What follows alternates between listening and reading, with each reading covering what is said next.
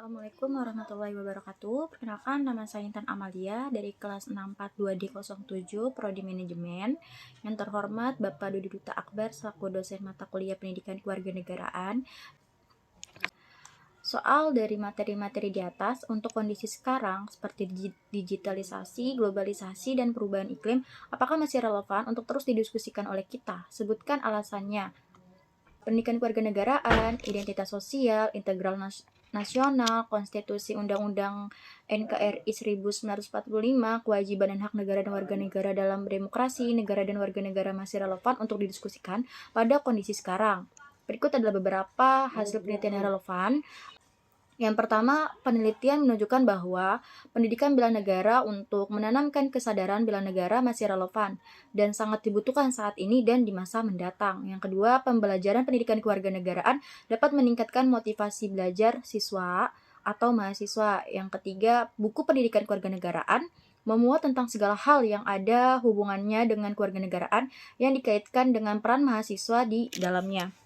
Baik, yang keempat, penguatan wawasan kebangsaan pada masyarakat di daerah perbatasan Indonesia Timur Leste merupakan tindakan yang urgent untuk dilakukan agar menumbuhkan kesadaran berbangsa dan bernegara yang kokoh dan bulat. Pendidikan kewarganegaraan memiliki peran yang strategis dalam penanaman komitmen kebangsaan bagi warga negara.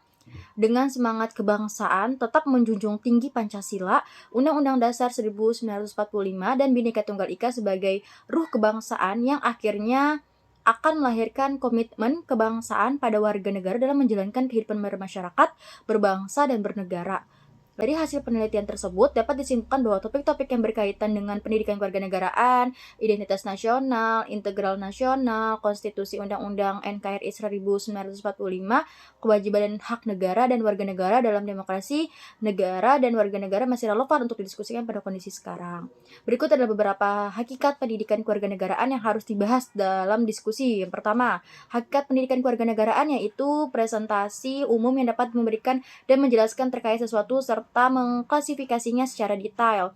Yang kedua, fungsi pendidikan kewarganegaraan yaitu menanamkan kesadaran bela negara dan meningkatkan motivasi belajar siswa.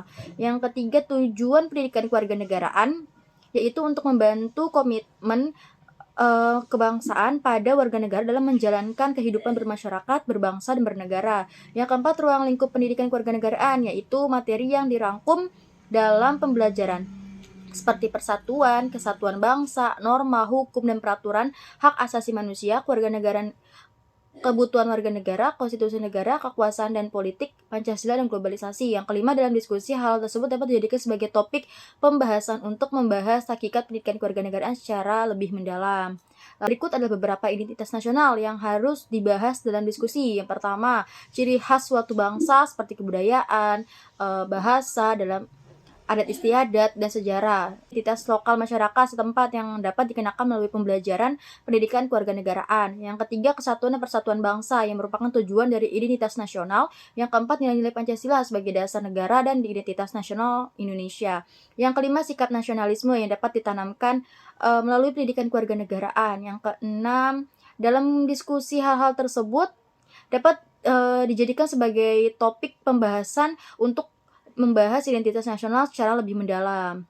Next, berikut ada beberapa integral nasional yang harus dibahas dalam diskusi. Yang pertama, identitas nasional yaitu sebagai ciri khas untuk bangsa dan bernegara.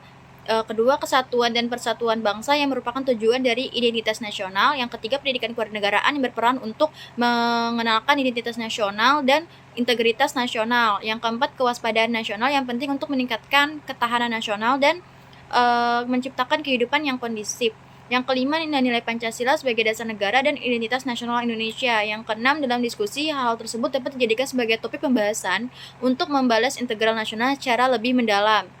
Berikut adalah beberapa konstitusi undang-undang NKRI 1945 yang harus dibahas dalam diskusi. Yang pertama, pembukaan Undang-Undang 1945 yang berisi norma fundamental negara, tujuan negara, dan tujuan bangsa sebagai hasil kontrak kenegaraan antara rakyat dan negara. Yang kedua, batang tubuh Undang-Undang 1945 yang terutama dalam hal pembagian kekuasaan, menegaskan dasar kedaulatan rakyat yang dianut oleh konstitusi kita. Yang ketiga, pasal 20A Undang-Undang Dasar 1945 yang menetapkan 3 fungsi DPR, yaitu fungsi legislasi, fungsi anggaran, dan fungsi pengawasan. Yang keempat, nilai-nilai Pancasila sebagai dasar negara dan identitas nasional Indonesia. Yang kelima, posisi Undang-Undang Dasar 1945, Pancasila dan agama, serta pola persinggungan ketiganya dalam kehidupan berbangsa dan bernegara di Indonesia di era reformasi.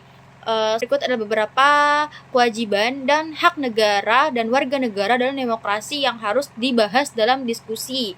Yang pertama, menjaga keamanan dan ketertiban masyarakat serta melindungi hak asasi manusia warga negara. Yang kedua, menyelenggarakan pemerintah yang baik dan berkeadilan. Yang ketiga, menjamin hak-hak warga negara seperti hak atas pendidikan, kesehatan, dan pekerjaan.